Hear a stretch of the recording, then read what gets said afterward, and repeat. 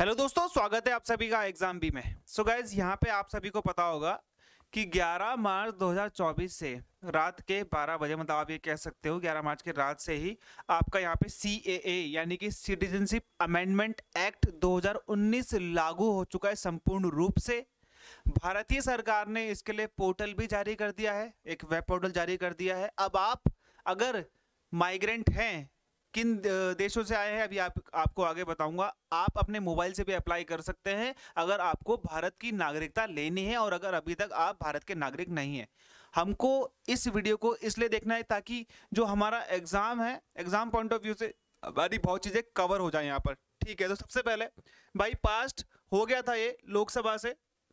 ठीक है, तो ये चीज आप यहाँ पे ध्यान देना कि ये पास हो गया था लोकसभा से भाई 10 दिसंबर 2019 को। ओके, राज्यसभा से यहाँ पे 11 दिसंबर को आप कह सकते हो साइन कराया गया था रामनाथ कोविंद के द्वारा। ये आ सकता है एग्जाम में कि भाई रामनाथ कोविंद जी जो उस टाइम पे हमारे क्या थे, प्रेसिडेंट थे, उनके द्वारा ये साइन किया गया था। ओके, अब यहाँ पे ये देखो दूसरा वाला कि साइन कब करा था इन्होंने, तो साइन इन्होंने करा था 12 दिसंबर 2019 को।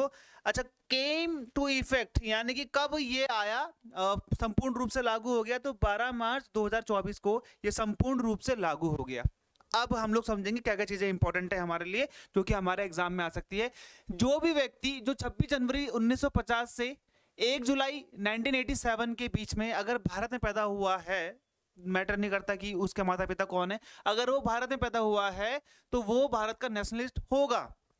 और अगर वो व्यक्ति 1 जुलाई 1987 से 3 दिसंबर 2004 के बीच में अगर पैदा होता है, ठीक है, तो उसके माता पिता में से एक व्यक्ति, जैसे या तो माता या तो पिता, भारत के नागरिक होने चाहिए, तब जाकर उसको नागरिकता मिल जाएगी अगर वो इस डेट के बीच में पैदा होता है। तो फॉरेनर जो भारत में भारत की नागरिकता लेना चाहते हैं देशीकरण के हिसाब से, तो उनको भारत में कम से कम 12 साल तक रहना होगा, तब जाकर वो अप्लाई कर सकते हैं।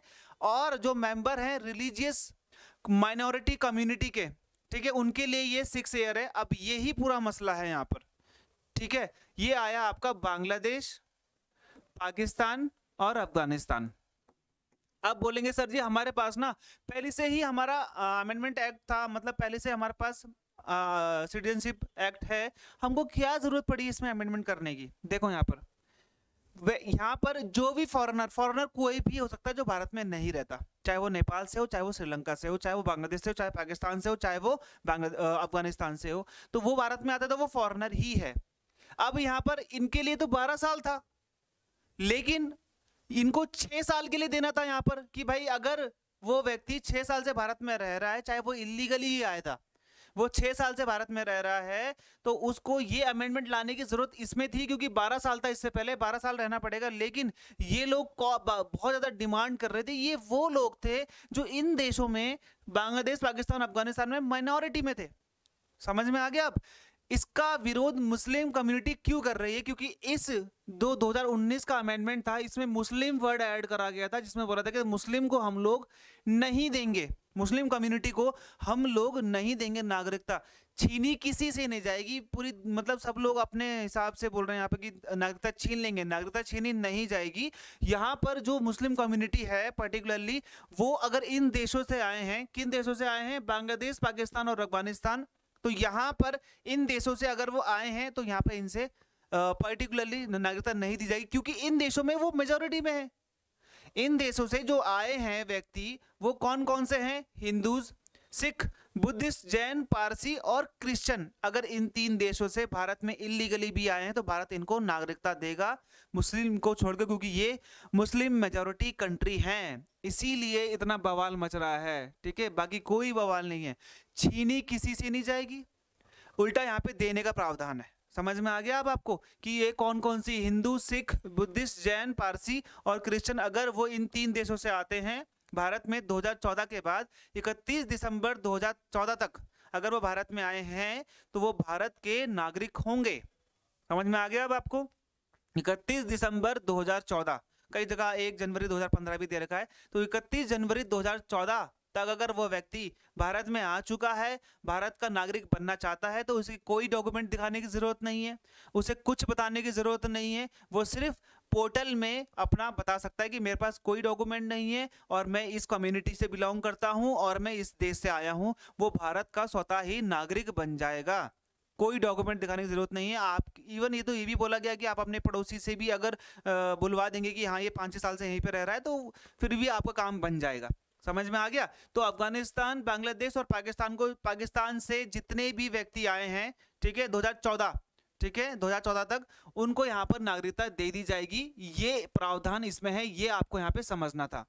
अच्छा, इंडियन नेशनैलिटी जो होती है वो गवर्न करी जाती है सिटीजनशिप एक्ट 1955 के तहत। 1955 एग्जाम में आता है बहुत बार, और ये आपका आर्टिकल है 5 से लेकर 11 तक, क्योंकि 12 से लेकर 35 तक आपको मिल जाएगा हमारा फंडामेंटल राइट्स। तो पार्ट 2 के अंतर्गत आता है ये कॉन्स्टिट्यूशन में। ओके, और ये बहुत बार अभी तक अमेंड हो चुका है। 5 देखो, 1 2 3 4 5 6, अभी तक ये 6 बार अमेंड हो चुका है। रिसेंट का अमेंड 2019 है।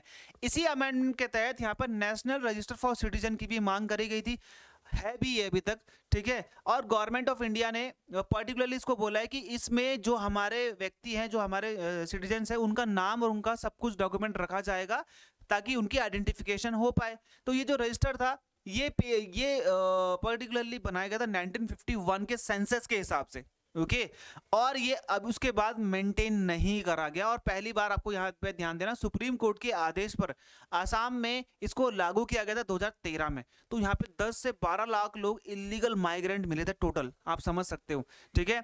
Government of India has announced its intention to recreate an NRC for the whole of India. मतलब ये गवर्नमेंट ऑफ इंडिया ने बोला कि एनआरसी को हम पूरे देश में लागू करेंगे, लेकिन अभी तक इसके तहत कोई भी आगे कार्रवाई नहीं हुई है।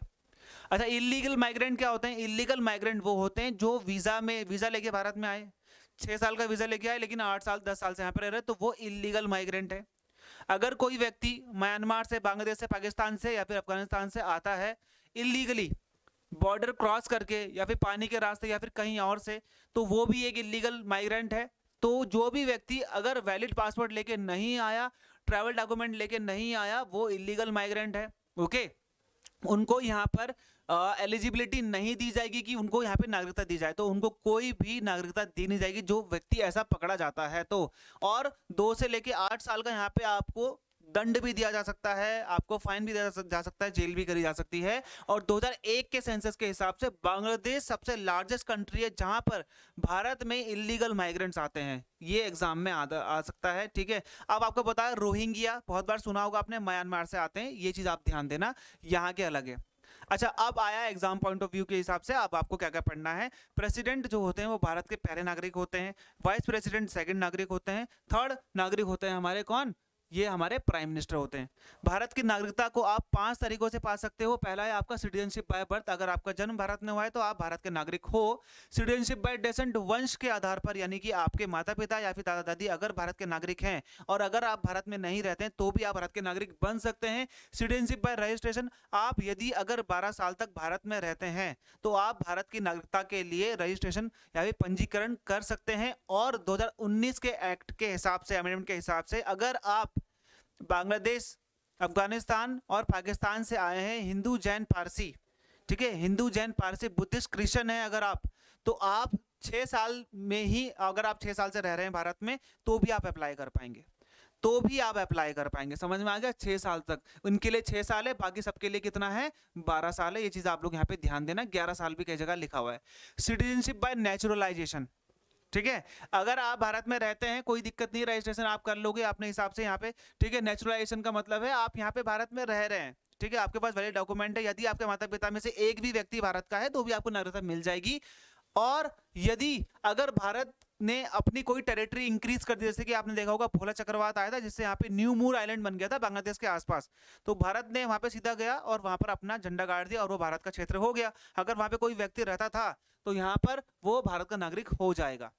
अच्छा, नागरिकता कैसे जा सकती है? इस 2019 के अमेंडमेंट एक्ट से कोई नागरिकता नहीं जाएगी, पहली बात तो ये चीज आप लोग ध्यान रखना। अगर कोई एक एडल्ट 18 साल से ऊपर डिक्लेयर करता है कि मैं ये नागरिकता छोड़ना चाहता हूं तो वो नागरिकता उसकी खत्म हो जाएगी। अगर जो बच्चा है वो किसी और कंट्री की जो उसके जो बर्थ है, ठीक है, वो जो बर्थ है उसका किसी और कंट्री में हुआ है, या फिर वो कंट्री मतलब आप ये कह सकते हो कि उसके बचपन के टाइम पे या फिर उसके पैदा होने के बाद अगर वो किसी और कंट्री की सिटीजनशिप ले लेता तभी भी उसकी सिटीजनशिप हट जाएगी। अब अगर आपने किसी और देश का पासपोर्ट ले लिया तो भी आपका यहाँ पर चला जाएगा। अगर आपने युद्ध के समय आप बोल सकते हो कि जो एनिमी है दुश्मन की मदद करी तो भी आपकी नागरिकता छिन जाएगी। और अगर आप भारत से 7 साल बाहर रहते हैं, बिना बताए बताए आते नहीं है, तो भी आप भारत की नागरिकता हट जाएगी आपकी। और भारतीय महिला अगर किसी विदेशी पुरुष से शादी करती है तो भी यहाँ पे उसकी नागरिकता चली जाएगी। ओके, अब यहाँ पर आप ध्यान देना कि क्या सीएए अभी लागू हुआ है, आज से लागू हुआ है? नहीं भाई, मनसुख मंडाविया ने 7 लोगों को 2000 ये दिख रहा है 20 दिसंबर 2019 में ही यहाँ पे नागरिकता दे दी थी। ठीक है, जो रेफ्यूजी थे फ्रॉम पाकिस्तान, और ये पर्टिकुलरली हिंदू मतलब सारे कम्युनिटी के थे।